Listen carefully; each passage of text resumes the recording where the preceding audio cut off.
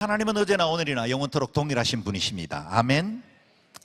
오순절 그 추수의 날에 성령님께서 임하셨고 주님께서 모든 사람들에게 성령을 부어주셔서 큰 은혜와 영광을 누리게 하셨습니다. 그 주님이 오늘 우리 시대 마지막 추수 때에도 우리와 함께 하시고 성령으로 충만케 하시고 우리의 영혼과 심령을 새롭게 해주실 줄로 믿습니다. 오직 성령님이 임할 때 교회는 탄생할 수 있고 교회는 교회됨을 유지할 수 있습니다. 성령님이 임할 때 세계 선교 사명도 감당할 수 있고 지역사회에 복음을 전파할 수도 있습니다. 교회의 생명력은 성령님입니다. 만군의 여호와께서 말씀하시되 이는 힘으로 되지 아니하며 능력으로 되지 아니하고 오직 나의 영으로 되느니라 말씀하셨습니다. 오직 나의 영 성령님을 통해서만 가능한 일입니다. 성령 충만하지 않는 그리스도인 승리의 삶을 살 수 없습니다. 그러므로 오순절에 임했던 그 성령의 역사가 오늘 온누리의 다락방에 모인 저와 여러분에게도 충만하게 임하게 되기를 주의 이름으로 축원합니다. 오순절에 성령님은 몇 가지 특별한 방법으로 오셨죠. 그 첫 번째는 다락방에 모인 모든 사람들에게 임했다는 겁니다. 어느 누구도 예외 없었습니다. 더 믿음이 좋고 잘 준비된 사람뿐만 아니라 부족하기도 했고 아직 충분하게 성령에 대해서 준비되지 못한 사람에게도 임했다는 겁니다. 예외가 없었습니다. 뿐만 아니라 성령님이 임할 때 특별한 현상들을 통해서 드러났는데 우리의 감각으로 경험할 수 있는 분으로 오셨습니다. 귀로 들을 수 있는 강하고 급한 바람 같은 소리로 임했고 눈으로 볼 수 있도록 각 사람 머리 위에 불이 임했던 겁니다. 그리고 각 사람들이 방언을 말함으로 우리의 촉각으로 경험할 수 있는 분으로 오셨습니다. 그래서 모든 사람들이 오순절을 지키기 위해서 예루살렘에 모여들었다가 자신들의 난 곳 방언으로 말씀을 듣고 예수 그리스도의 그 구속의 은혜를 경험할 수 있게 되었다는 겁니다. 이 난 곳 방언으로 복음을 들었던 오순절 방언에는 두 가지 중요한 특징이 있다 그랬습니다. 첫 번째는 인류를 향한 하나님의 용서와 회복을 상징하는 사건입니다. 그래서 바벨탑 사건을 통해서 하나님으로부터 징계받고 심판받았던 인간에게 하나님이 다시 회복과 용서의 길을 열어주셨다는 의미입니다. 또 한 가지 의미는 하나님께서 세계 선교를 이제 시작하신다는 예언적 사건입니다. 그래서 그 수많은 지역에서 왔던 사람들이 자신들의 난 곳 방언으로 말씀을 들음으로 이제 그리스도 예수의 사람으로 자신을 드리게 되었다. 그래서 세계 선교가 이루어지게 되었다는 사실을 우리에게 보여주고 있습니다. 오순절에 강력한 성령이 임하면서 그야말로 수많은 기적들이 일어났습니다. 그런데 일어난 모든 기적들 중에서 가장 큰 기적은 제자들이 바뀌었다는 겁니다. 여러분, 우리가 경험할 수 있는 많은 기적들이 있지만 기적들 중에 가장 중요한 기적은 저와 여러분이 예수 믿었다는 사실인 줄로 믿습니다. 여러분, 우리가 예수 믿었습니다. 그래서 자연인으로 속해 있는 우리가 천국에 속했고 영원한 생명을 얻게 된 겁니다. 이전에는 내 자신이 내 인생의 주인인 줄 알았고 내가 내 행복을 추구하는 것이 내 삶의 목표인 줄 알았는데 우리의 삶의 방향이 바뀐 겁니다. 가치관과 세계관이 새로워졌습니다. 이게 기적이죠. 내가 변화된 게 기적입니다. 그 하나님의 은혜가 오순절에 임했는데요, 무엇보다 제자들은 그동안 겁쟁이였고 스승을 두고 도망가던 자들이었는데 저들이 담대하게 다락방 문을 박차고 나가서 너희가 못 박아 죽인 예수가 부활하셨고 그가 주와 그리스도가 되셨다라고 선포하기 시작한 것입니다. 베드로의 변화를 보십시오. 그는 이전에 갈대 시몬이 아니었습니다. 두려움도 그리낌도 없습니다. 오늘 본문 14절이죠. 같이 읽어봅니다. 시작. 그러자 베드로가 11사도와 함께 서서 자신의 목소리를 높여 그들에게 선포했습니다. 유대 사람들과 예루살렘에 사는 모든 사람들이여, 이 일을 여러분에게 알게 하고자 하니 내 말에 귀를 기울이십시오. 아멘. 이 말씀을 전할 때 보면 베드로 혼자 말씀을 전한 게 아니라 그 뒤에 11명의 다른 제자들도 함께 섰고 베드로가 대표해서 말씀을 전한 겁니다. 여러분, 대통령이나 시장들이 새로운 정책이나 어떤 정관들을 발표할 때 그 주변에 핵심 참모들이 함께 서죠. 그건 우리가 함께 기한한 겁니다. 우리가 이걸 이끌어 나갈 겁니다. 우리가 책임질 겁니다. 그런 의미로 참모들이 함께 서는 것입니다. 베드로 역시 말씀을 전할 때 내 개인이 은혜 받고 내 개인의 체험으로 그치지 않고 우리 공동체가 함께 은혜 받았고 우리가 이 일에 함께 정인된 사람들입니다. 이 우리에게 임했던 이 예수가 지금 전하는 이 말씀의 핵심이십니다 라고 말하고 있는 겁니다. 그들이 이전에는 볼 수 없었던 담대함과 확신으로 말씀을 증거하고 있습니다. 여러분, 목소리를 높여서 말씀을 전하는 베드로를 보십시오. 이전에 우리가 볼 수 있었던 그 베드로의 모습이 아닙니다. 그의 얼굴은 성령의 빛으로 충만했을 것이고 그의 목소리는 이전에 한 번도 경험해보지 못했던 담대함과 확신의 메시지가 있었습니다. 불과 몇 주 전에 두려워 떨며 다락방에 숨어있던 그 베드로가 아닙니다. 고기를 잡으러 가겠다고 다시 갈릴리 바다로 그물을 내리러 갔던 그 옛사람이 아닙니다. 지금의 베드로는 성령의 지배를 받고 있었고 거룩한 영이 그의 입술을 주장하고 있어서 그 자신의 말이 아니라 하늘의 음성을 지금 전하고 있었던 겁니다. 지금 베드로는 성령의 지배를 받았고 성령의 사람이 되어 있었습니다. 오늘 본문 36절까지 베드로의 설교는 거침없이 예수 그리스도와 성령에 대해서 증거하고 있습니다. 베드로는 성령의 사람으로 그 누구도 두려워하지 않을 강력한 메시지를 소유하게 된 것입니다. 왜냐하면 베드로는 목격자였거든요. 3년 예수님의 공생애를 함께 동행했고 예수님께서 십자가에 못 박혀 돌아가셨고 사흘 만에 부활하셨고 그 부활하신 주님이 40일 동안 하늘나라의 일을 가르치시는 그 현장에 그는 함께 있었습니다. 예수님께서 변화산에서 그 영광스러운 모습으로 변모되는 것도 보았고 주님께서 보리떡 빵 5개, 물고기 2마리를 가지고 5,000명이 넘는 수많은 사람들을 먹이는 현장에서도 자기 자신이 그 일을 행하는 주도한 사람이 되었던 겁니다. 증인이었습니다. 증인들에게는 확실한 증거가 있죠. 목격자들에게는 할 말이 있습니다. 저와 여러분 예수 그리스도를 믿는데 그 믿음이 어떤 목사나 어떤 사람들이 간증하고 말해주는 것의 예수가 아니라 바로 여러분이 목격한 예수가 되기를 바랍니다. 여러분이 증거하고 여러분이 담대하게 가질 수 있는 메시지, 그것이 여러분의 심령 속에 충만하기를 바랍니다. 베드로의 설교를 들어보십시오. 15절을 먼저 읽습니다. 시작. 지금은 오전 9시니 여러분이 생각처럼 이 사람들이 술에 취한 것이 아닙니다. 베드로가 지금 복음을 전하고 있을 때는 오전 9시랍니다. 아침부터 술에 쩔어 있는 사람, 알코올 중독자가 더러 없지는 않지만 일반적으로는 아침부터 술을 마시거나 취하지는 않지요. 오순절 성령 강림이 이른 아침에 일어났습니다. 지금 9시에 그들이 거리로 나아가서 복음을 전하고 있다면 그들에게 임한 성령은 그보다 더 이전 시간일 겁니다. 그렇다면 그들이 모인 시간도 더 이전이었겠죠. 일찍부터 모였습니다. 부지런했습니다. 성령을 사모했습니다. 주님께서 약속하신 그것이 언제 임할지 모르지만 그것을 소망하는 마음으로 그들이 부지런하게 모였고 기도에 힘썼고 하나님을 대망했습니다. 그에게 성령이 임했다는 겁니다. 뿐만 아니라 성령님은 오전 9시 사람들의 정신이 가장 맑을 때 임했습니다. 많은 사람들이 착각하기를 성령이 임하면 어떤 신령한 사람이 되고 눈을 개슴츠하게 뜨고 할렐루야 이런 사람이 성령 충만한 사람이라고 착각합니다. 여러분, 그런 사람이 성령 충만한 사람이 아니라 성령 충만한 사람은 지극히 현실적인 사람이 됩니다.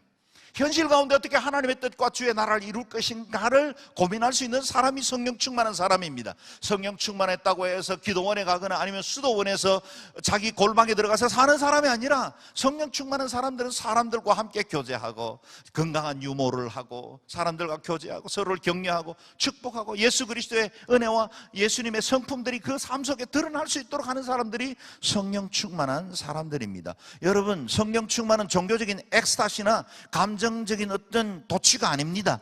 정신이 가장 맑고 이성적일 때 오전 9시에 성령이 임한 것처럼 여러분, 성령님이 임할 때는 우리가 지극히 인격적으로 건강하고 균형 잡힌 사람이 됩니다. 주님의 성품과 인격을 소유하게 됩니다. 그래서 오늘 우리가 축복했던 우리 자녀들도 그리고 오늘 예배하는 여러분들도 모두 성령의 충만함을 받기를 바랍니다.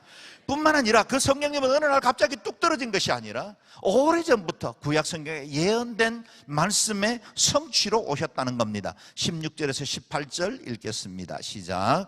다만 이 일은 예언자 요엘을 통해 말씀하신 것입니다.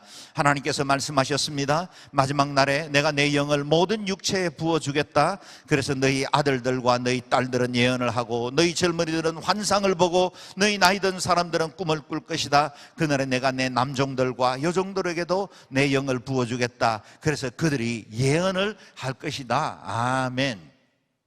지금 이 예언의 말씀은 예수님 오시기 700년 전에 활동하던 선지자 요엘의 입을 통해서 계시된 것입니다. 그리고 그것이 오순절 아침이 되자 드디어 성취된 것이죠. 17절에는 요엘 선지자가 고백했던 그 예언이 어떻게 성취되었는지를 말하고 있죠. 하나님은 마지막 때가 되면, 말세가 되면 나의 영을 부어주겠다라고 말씀하셨는데 그 마지막 날에 드디어 성령이 임한 것입니다. 이스라엘은 우기가 10월 정도부터 시작해서 4, 5월까지 이어집니다. 우리의 우기는 주로 봄에서 가을까지 이어지지만 절기가 다릅니다. 그런데 이 우기 중에 두 번의 비가 집중적으로 내리는 시기가 있습니다. 10월과 11월에 내리는 비는 파종을 위한 비입니다.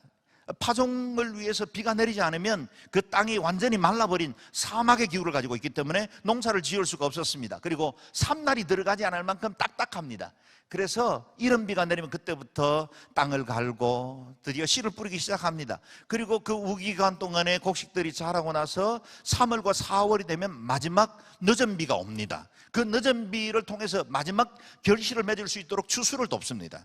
이른 비와 함께 늦은 비가 임할 때 모든 농사의 추수가 가능해진 것처럼 하나님께서 그 시기에 마지막 날 말세가 되면 마지막 늦은 비로 보내주시는 그 은혜의 선물이 있었는데 그것이 바로 성령이다는 겁니다.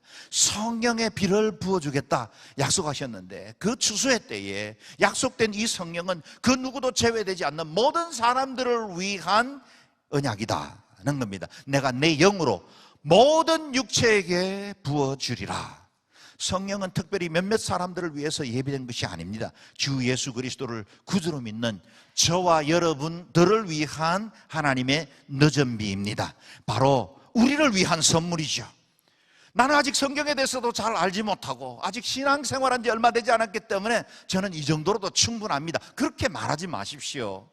나는 아직 성경도 잘 모르고 내가 그동안 신앙생활 해온 것 그런 대로 괜찮습니다. 이 정도 수준도 만족합니다. 이렇게 단정하지 마십시오. 나는 성령 충만 받아서 혹시 광신적으로 살고 그렇게 신앙생활하는 건 실섭디다. 그렇게도 말하지 마십시오.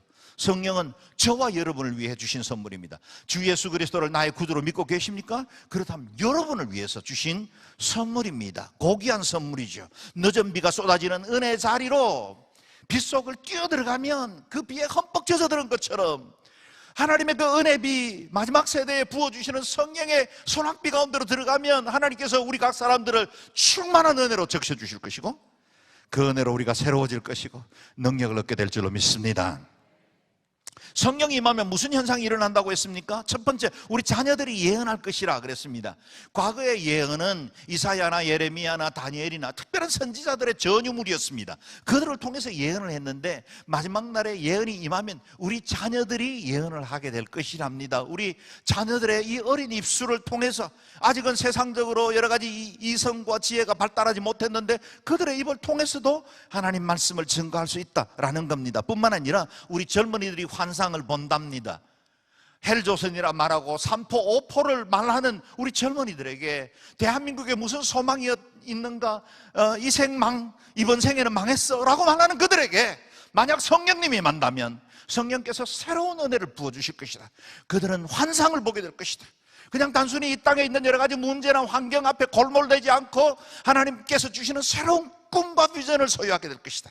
그래서 이 땅에 있는 문제들 안에 함몰되지 않고 오히려 새로운 돌파의 길을 찾아내고 블루오션을 발견하고 열방 가운데 나의 삶의 영향력과 내게 주신 그 은혜를 나누고 싶어하는 그런 거룩한 꿈들이 생기는 겁니다. 나는 여전히 보릿방인데, 나는 내 삶의 문제가 여전히 코가 석자인데, 그럼에도 불구하고 하나님이 나와 함께 하신다면, 그 성령님의 은혜가 나를 붙드신다면 나는 새 일을 행할 수 있습니다. 믿음으로 일어서는 젊은이 될 것이라 그랬습니다. 뿐만 아니라 성령이 임하면 나이 든 사람들이 꿈을 꿀 거라 합니다. 저도 나이가 들어가지만 나이 들면 꿈이 점점 사라집니다. 현실적이 됩니다. 현실의 여러 한계들, 육체적으로도 늘 연약하기 때문에 내 안에 있는 문제들로 골몰합니다. 그런데 성령님이 우리에게 임하면 꿈을 주신답니다. 여러분, 성령님이 임할 때 나의 육체적인 한계는 문제가 되지 않습니다. 그러므로 우리는 낙심하지 않습니다. 우리의 겉사람은 쇠할지라도 우리의 속사람은 날마다 새로워지고 있습니다. 어떻게 이 일이 가능할까요? 성령님이 임하면 가능합니다. 성령 충만한 장년들은 평안하고 안정된 노후 생활에 만족하지 않습니다. 다음 세대를 위해 내가 더 나은 세상을 준비해주고 함께 꿈을 꾸주고 우리 젊은이들을 위해서 디딤돌이 되어주고 중보기도의 자리에 무릎을 꿇고 그래서 다음 세대 대한민국을 위해서 준비해 나가는 믿음의 사람들이 될 겁니다. 그동안에도 수고했죠. 많은 고생을 했습니다. 그래서 대한민국 여기까지 이르렀습니다. 한국교회 이렇게 세계교회 유래를 보기 힘들 만큼 성장했습니다. 그러나 그것으로 그치지 않는 겁니다. 왜요? 성령님이 임하면. 그래서 성령님이 임하면 어린 자녀로부터 청년 그리고 장년 노년에 이르기까지 모든 전 세대가 새로워집니다. 오늘 예배하는 우리 성도들은 나이 차이도 있을 것이고 서로 다른 배경과 인격과 성품을 가졌겠지만 동일하게 성령이 임하면 우리 모두가 꿈을 꾸고 환상을 갖게 되고 하나님 앞에 새로운 비전을 소유하는 하나님의 사람들이 될 줄로 믿습니다.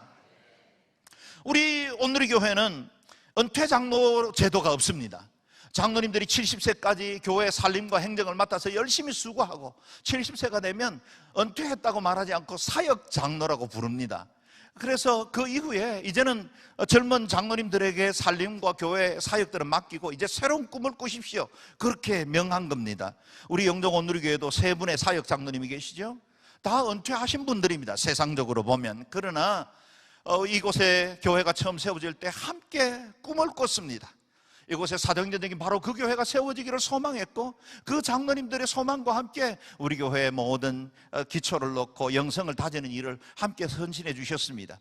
집이 일산이고 남양주고 1시간 2시간씩 걸립니다. 그럼에도 불구하고 먼 길을 달려와서 새롭게 탄생하는 교회의 그 꿈을 같이 함께 해준 겁니다.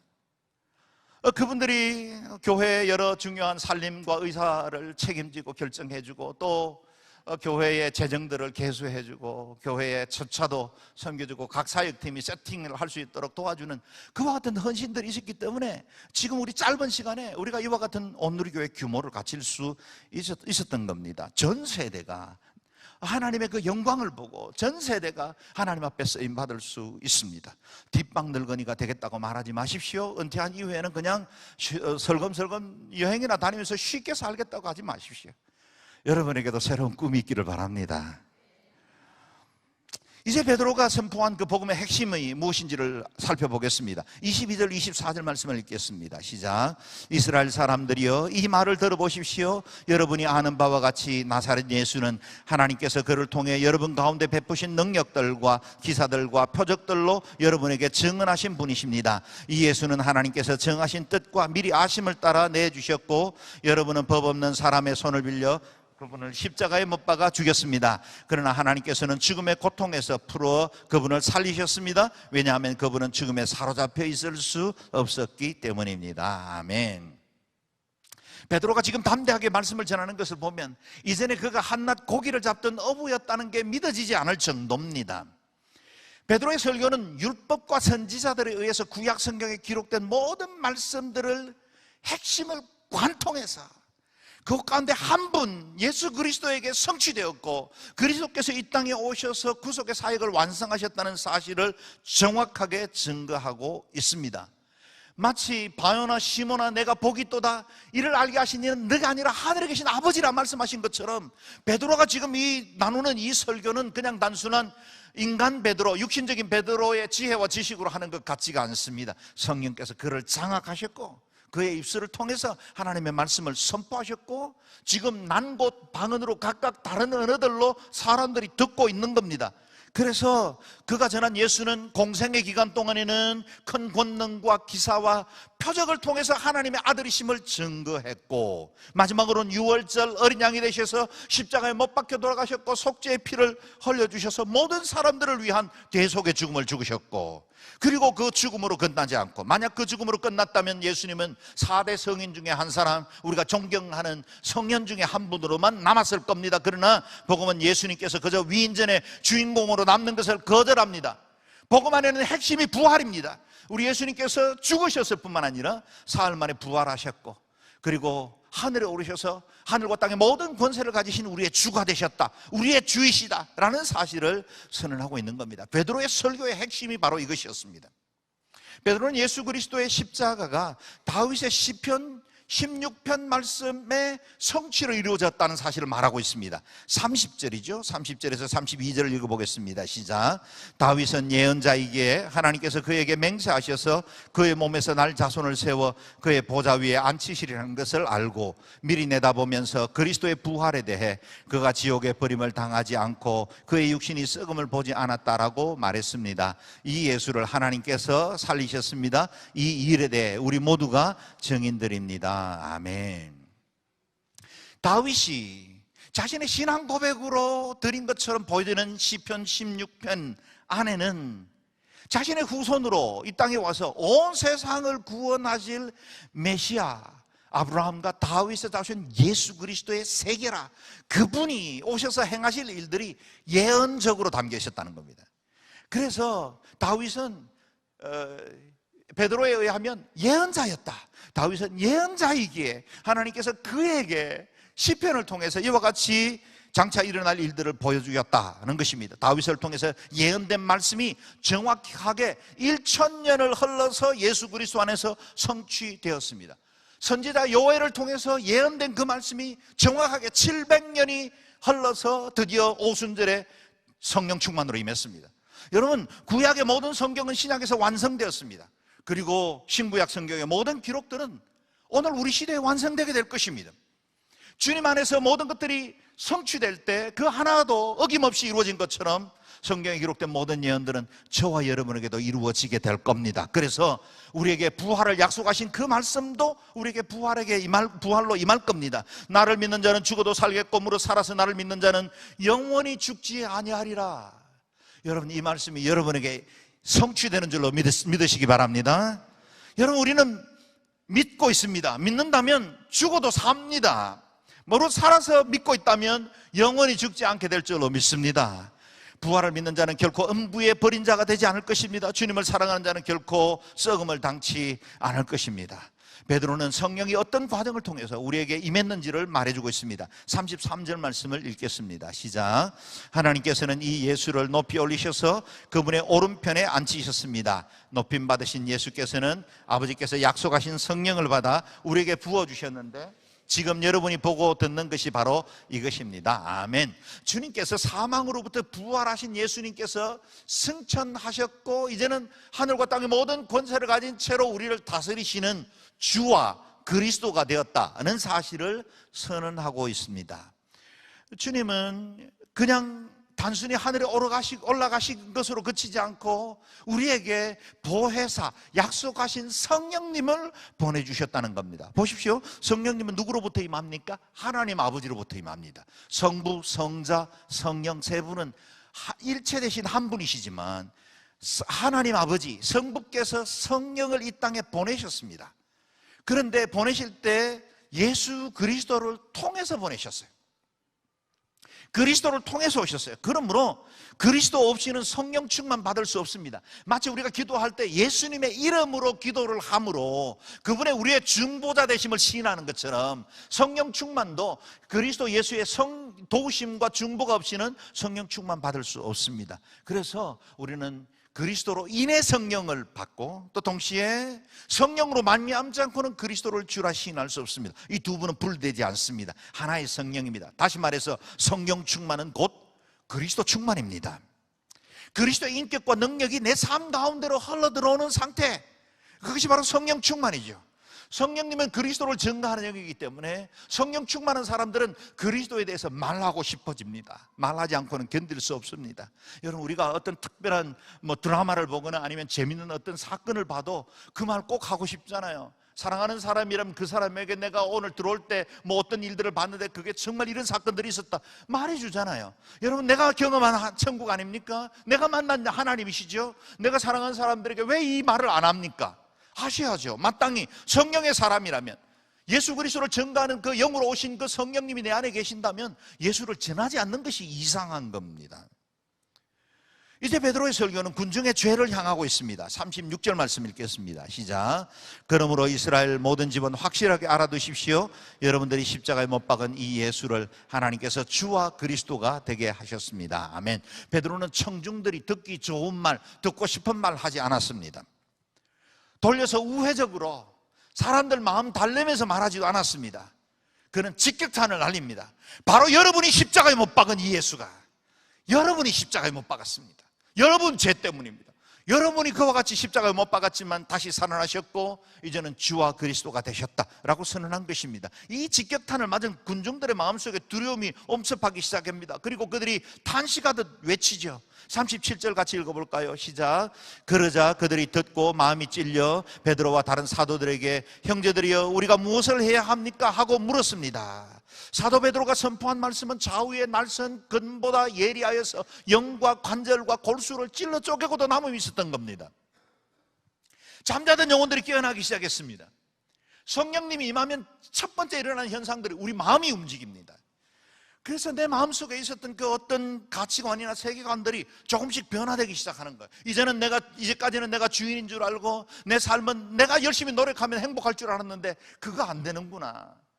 성령님이 임하면 내 안에 있는 죄들이 드러나기 시작합니다. 마치 구정물에 막대기를 가지고 저으면 그 속에 오물들이 일어나는 것처럼, 시간이 지나면 잠잠해서 그 위에 맑은 물처럼 떠 있는 것 같지만 사실은 오물이 다 가라앉아 있는 그런 상태.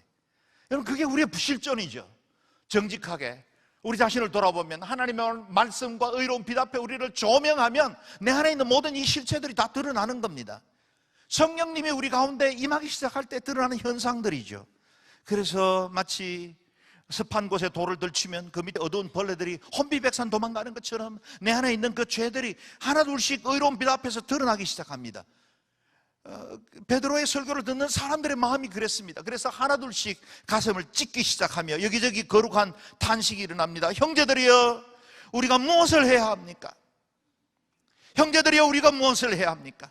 저들의 심령에 하나님의 말씀이 임하면서 예수님을 십자가에 못 박은 이들이 저기 로마 군병이거나 아니면 본디오 빌라도가 아니라 나 때문이다, 내가 바로 십자가에 못 박았다는 사실을 깨닫게 된 겁니다.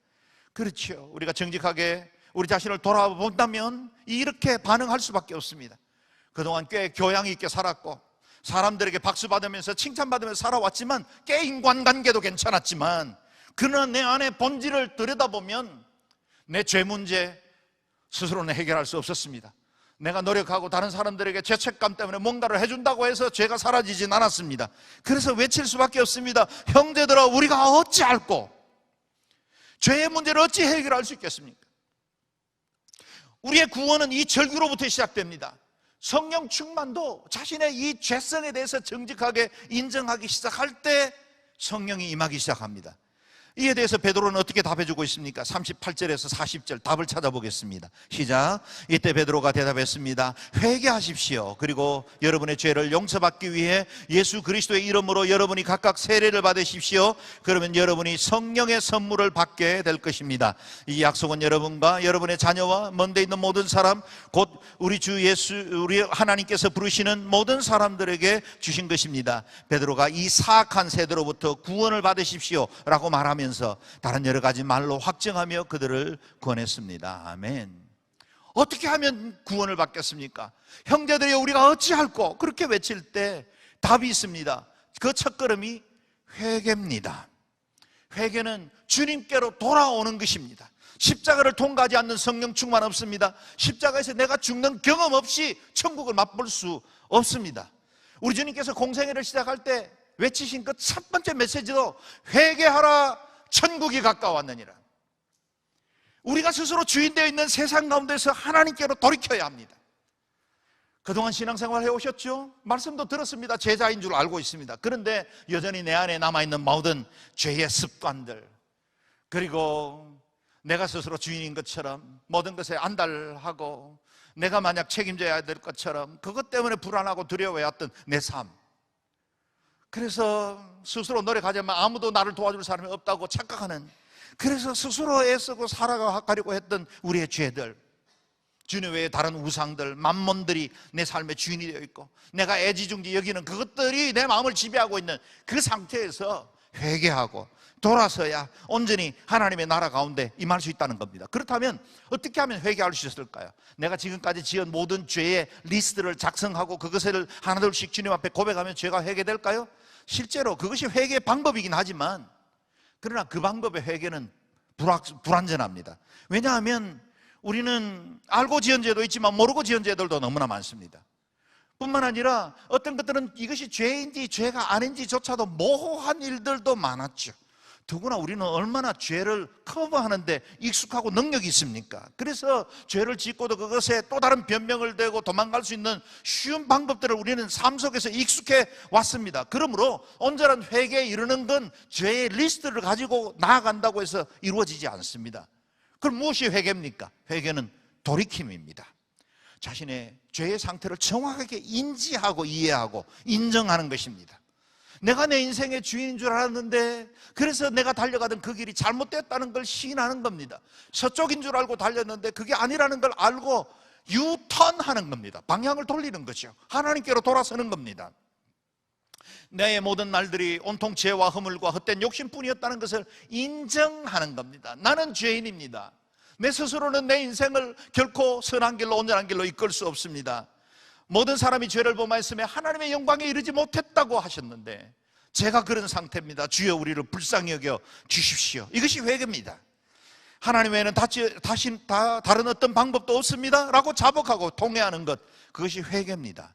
이와 같이 우리가 회개로 주님 앞에 나아가면 그제서야 이루어지는 선물이 성령입니다. 성령은 거룩한 영이기 때문에 더러운 그릇에는 임하지 않습니다. 성령, 거룩한 영입니다.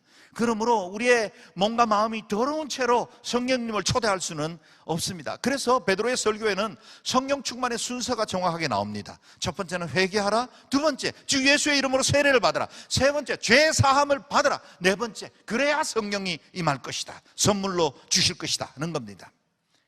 사랑하는 여러분, 여러분의 그 삶의 자리가 어디 있는지 간에 하나님의 의로운 빛 앞에 여러분이 서 있는 위치, 현 주소를 다시 돌아볼 수 있게 되기를 바랍니다. 돌아서십시오. 그리고 하나님께로 나아가십시다. 죄사함을 받으시기를 바랍니다. 그리고 여러분의 깨끗한 그릇에 성령으로 충만케 되기를 바랍니다. 39절을 다시 보십시오. 이 약속은 여러분과 여러분 자녀와 먼 데 있는 모든 사람, 곧 주 우리 하나님께서 부르시는 모든 사람에게, 이 모든 사람에서 여러분이 제외될 이유가 어디 있겠습니까? 하나님께서 부르시는 모든 사람에게 주신 약속입니다. 오늘 예배하는 분들 가운데 단 한 분도 제외되짐 없이 성령으로 충만케 되기를 바랍니다. 그 성령을 통해서 이 세대를 치유하고 변화시킬 의의 사람들이 되기를 바랍니다. 3,000명이나 회개했다 그랬습니다. 베드로의 설교를 듣고 수많은 사람들이 돌아오게 된 것처럼 그 무능하고 어부에 불과했던 베드로가 회개하고 성령 충만받아 나아가서 복음 전할 때 3,000명이나 돌아오게 된 것처럼 여러분의 삶이 주님 앞에 온전히 쓰임받기를 바라고 많은 사람들이 주께로 돌아오고 주의 나라 이 땅에 세워나가는 일에 쓰임받는 복된 삶이 되시기를 주의 이름으로 축원합니다. 아멘.